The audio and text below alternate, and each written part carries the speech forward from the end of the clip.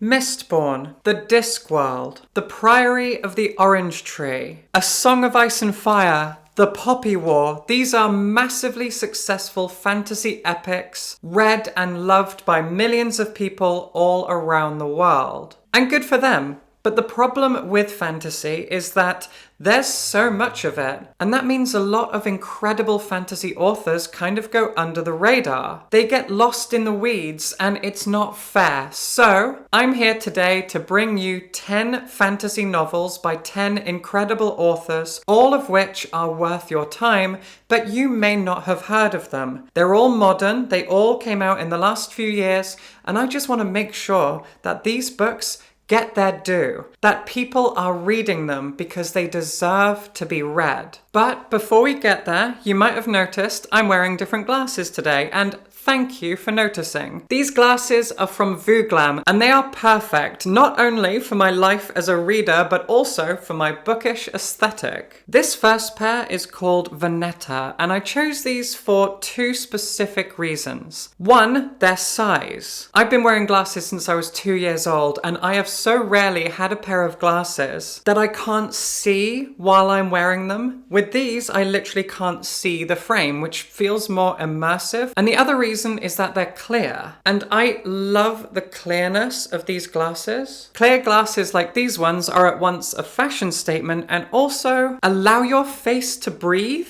And I think that's such a cool thing about these glasses. Now, I have never been bold when it comes to my glasses, so this pair is called Adila. The frames are multicolored stripes. This pair is a lot lighter than the other pair. And as you can see, all the way around, everything is multicolored stripes. I feel like Elton John. I love this. So whenever I feel like wearing a more colorful outfit, this is the pair of glasses that I'm gonna wear, because this is a fashion statement if ever I've owned one. But despite the fact that I do like to be colorful sometimes, I am at my heart a spooky punk rock heavy metal goth girl. And that's why I got this pair, which might be my favorite. So this pair is called Slay, and on the sides of the frames are these spikes. They are so cool. I also adore the shape of these. Like, this is proper goth punk librarian aesthetic. It is such a bold choice to have these really punky glasses, but in this particular librarian chic shape. I am so impressed with the style of these. The shape of them is amazing. Oh my god, I'm looking at myself right now. I can't stop looking. They're so great. And the final pair that I got is called Samson, which is basically a combination of all the glasses that I've talked about so far. They have a similar shape to Slay. They're a bit more colorful, and they're also really big and sturdy and thick and chunky. These are green frames with a tortoiseshell arm. It's bold and I love it. Exactly like the clear pair, these are so big that I cannot see the frames while I'm wearing them, which I really appreciate. And yet, unlike the clear pair, these have a more dynamic shape. Again, librarian chic. Oh, God, I love these. Oh my God. And they are so comfortable, like so comfortable. But Vooglam glasses are not only incredibly stylish and varied in their design. Vooglam also offers a range of lens types as well. These lens types include blue light blocking lenses, which is great if you're on your phone a lot. There are also transition, progressive, and photochromic lenses as well. There is such a range of styles here just in the 4 pairs that I picked out that I can't stop chopping and changing. This is fun. This is genuinely so much fun. Whether you need prescription lenses or unique high quality frames to spice up your style, Vooglam has you covered. Use my link and code in the description box for a discount on your purchase. Thank you so much to Vooglam for sponsoring this video. Now, with my bookish aesthetic improved 1000%, let's crack on with the video. Let's kick things off with a book that only came out last year and yet has been so criminally overlooked by so many fantasy readers, and I am sick of it. So if you love fantasy books and you've been ignoring this thing, stop that. Also, to anyone who loves when I cover international books in translation, this one is Korean, and it was translated by my friend Anton He. This is Blood of the Old Kings by Sung-il Kim, and it does so much so well. First of all, it's really short. For a fantasy epic, this thing is like 300 pages long. Do you know how rare that is? Blood of the Old Kings is fascinating in that it explores and leans on so many of the tropes of classic fantasy. There is a hero on a mighty quest. There is a dragon that gives her tooth to a warrior, and that tooth becomes a sword. A big magic sword that cuts down swathes of enemies, like you're in a Dynasty Warriors game. It's fun, it's silly, it's frenetic, it is full of energy and passion, but it's also a very, very savvy work of political fiction that is so obviously inspired by political and historical events in South Korea. I so appreciate the bold approach to combining classic tropes of fantasy fiction with real-world political allegory.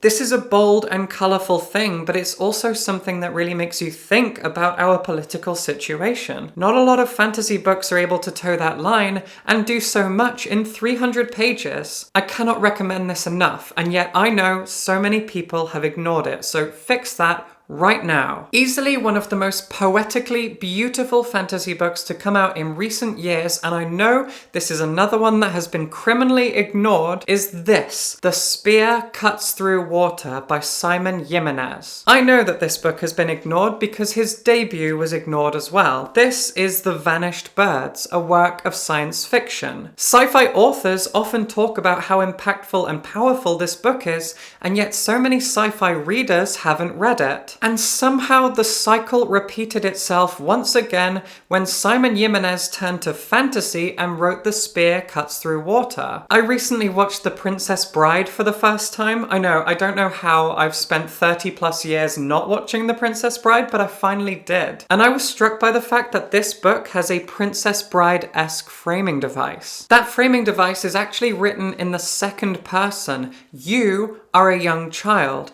and your grandmother has a fairy tale to tell you about when the moon fell in love with the water. And then you go to sleep, and in your dreams you appear in this place where the moon and the water fell in love. And suddenly a bunch of creatures set up a stage and put on a play for you to watch, and that play is the main story in this novel. This is another standalone fantasy adventure, and in that story you have a despotic king who has been ruling over the land with an iron fist, and two young men, our main protagonists, are on an adventure, a quest to depose this king and pull him down from his throne. They have stolen the source of his power, a goddess, and with that goddess they are going to fix this world, and along the way they even fall in love. This is a beautiful work of poetic fantasy fiction, a standalone adventure,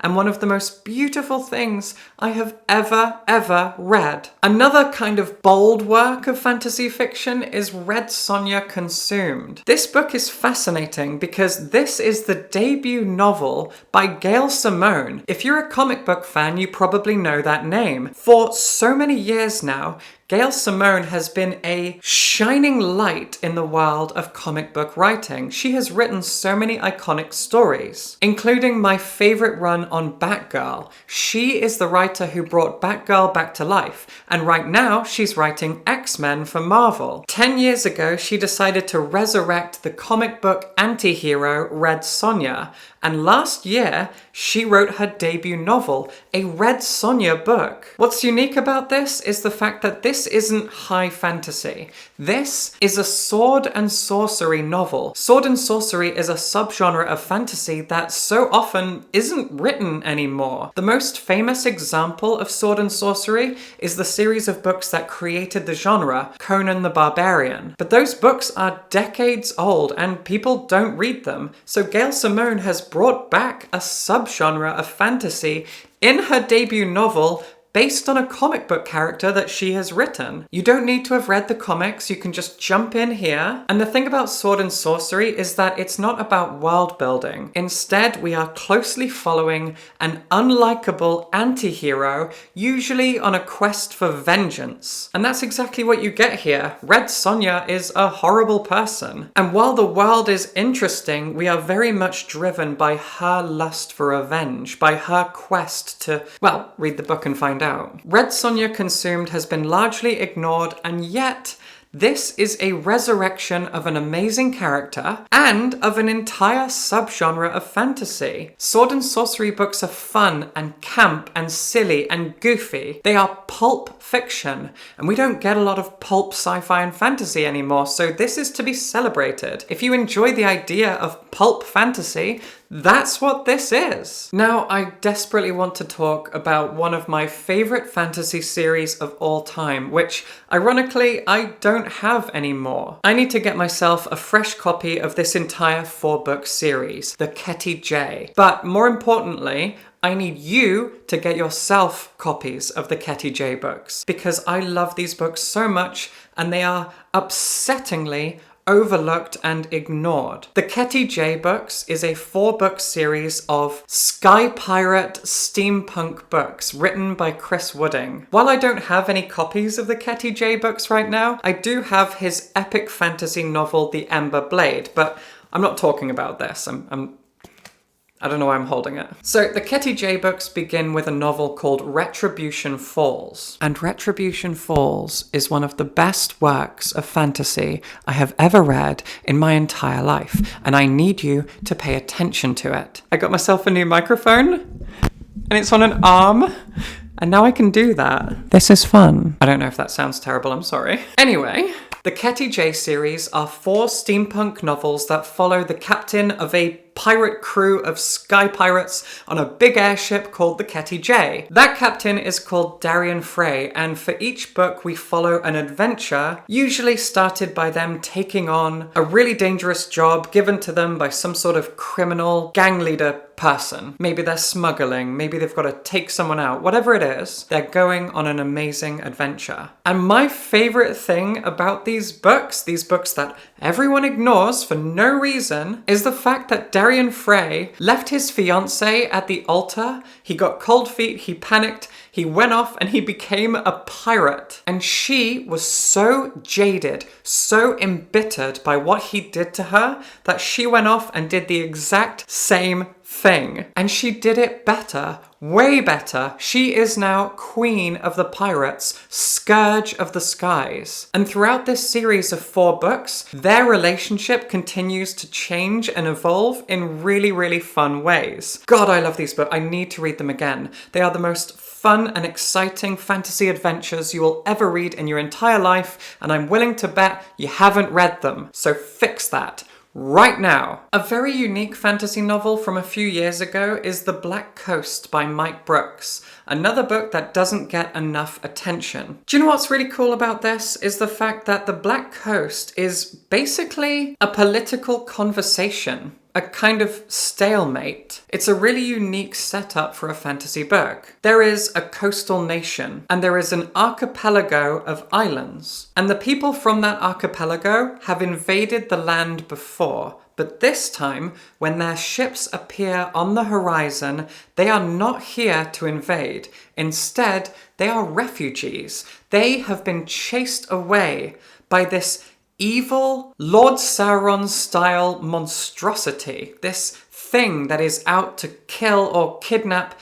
everybody. And so they flee across the ocean, begging for help from the very people that they have tried to invade before. And so much of this book is about those two cultures clashing, figuring out how this is going to work politically and whether or not it even should work. We learn so much about each of these two nations from the conversations between them. They clash because they have differing ideologies about different things. For example, one of these nations is fine with the idea of being gay. The other one is very much not. But the culture that's fine with being gay has very traditional and outdated sexist gender roles, whereas the country that is super homophobic is a lot more liberal when it comes to women's rights. There's loads of stuff like that that makes up so much of the conversation within this book. It's so good. Now, here's a book that I have to admit has only just come out, so Maybe I'm getting ahead of myself here, but this book, Grave Empire, is the newest book by Richard Swan. It is the first book in a planned trilogy. And the reason I worry that this book is going to get ignored is because he's already written a trilogy of fantasy books that a lot of people haven't read, myself included. That trilogy began with a book called Justice of Kings. It looked good. When it came out, I was interested in getting it, but then I didn't, and I think a lot of people didn't. Grave Empire is set in that same world, but several hundred years later, and it is very, very heavily inspired by 18th century Europe, a time when Spain, the Netherlands, Britain, and other countries had enormous empires that they used to conquer so much of the known world. And this book is an exploration and a critique of that time. It's a book about the evils of empire and colonialism. It's a book that follows three different protagonists: an emissary, a soldier, and a twisted, horrible, evil little lord man. This lord has evil aspirations. The political ambassador is specifically an ambassador to a race of mer people, and the soldier is stuck on the front lines in a foreign nation, fighting a kind of proxy war against a neighboring nation. And this book has such a detailed geography. The world is so intensely packed with lore and cultural details. There is history, there are geographic borders, there is a map at the beginning, and you will turn back to that map so many times to get an idea of what exactly this world is, because it's so detailed, so well thought out. I only just finished reading this book and I was so captured by it the entire way through. This is a firmly unique work of fantasy. It's also a world in which magic is real, and we also know that the afterlife is real. This book has its own version of heaven and hell, and there are people who use forbidden magics to come into contact with the spirits of the afterlife, and they know that something terrible is happening because the afterlife has gone quiet. The ghosts, the spirits, the things that we turn into eventually, they've all gone quiet. And this was something that was prophesied, something called the Great Silence, which is what this trilogy is called. And the emissary to the mer people has to go on a dangerous adventure to find out what's going on. I love this thing. I love it. It's only just come out and I'm so worried that everyone's going to ignore it. And it also has my favorite cover of any fantasy book ever. I could talk about it for hours. It's so good. Phoenix Extravagant is another relatively short, standalone, unique fantasy adventure by Korean-American author Yoon-ha Lee. And what makes this book so unique is not just that it is a very clear and detailed allegory for the Japanese occupation of South Korea 100 years ago, but that its protagonist is a non-binary painter. Not a soldier, not a sorcerer, not a prince, not a maiden, a painter. Yoon-ha Lee himself is a trans man, and here he has done some great non-binary representation. Our protagonist wants to be a painter, and early in the novel they are taken by the occupying army that currently controls their country and are given instructions to use their artistry to communicate with a dragon automaton, what you can see on the cover here. It is so cool. And the way that this allegory works is clear but also really creative. You have a small nation that sits between two larger nations, and one of those nations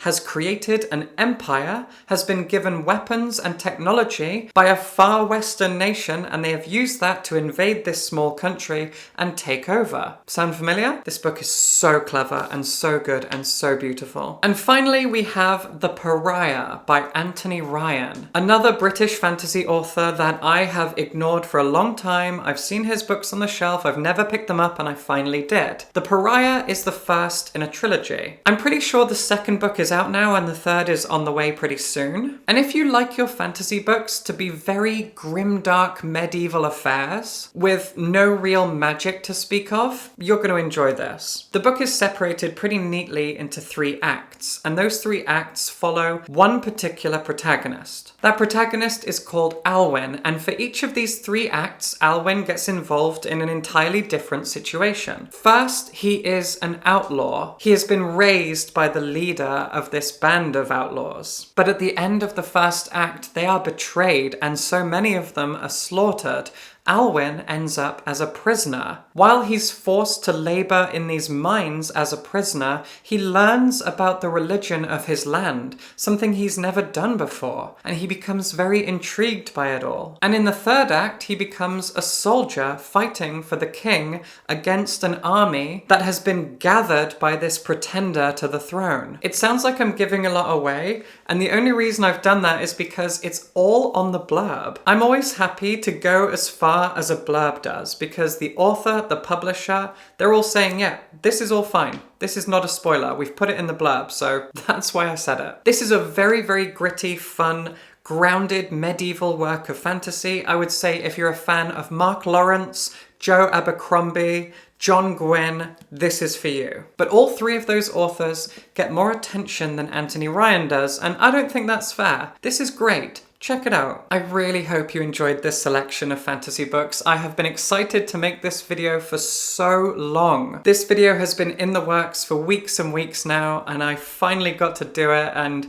I got a new microphone for the occasion. I really hope the sound quality is better this time, because I am sick of having bad audio. This cost so much money. I really hope it was worth it. I even cut my thumb while I was setting it up. Okay, fine, I didn't. I actually got one of the spokes of my hairbrush stuck under my thumbnail. It was really gross. It was bleeding everywhere. Anyway, I like my microphone, I like my little arm, and I love all of these books. So I really, really hope you enjoy what I've given you here. I hope you check these books out. If you only read one book from this list, please let it be the first Ketty Jay book by Chris Wooding, Retribution Falls. Go out and read Retribution Falls right now. I need the world to read that book, and I need to get myself a fresh copy. Anyway, thank you again to Vooglam for sponsoring this video. If you have your own fantasy book recommendations for things that so many people ignore and it really annoys you, leave those recommendations in the comments, because I will do more videos like this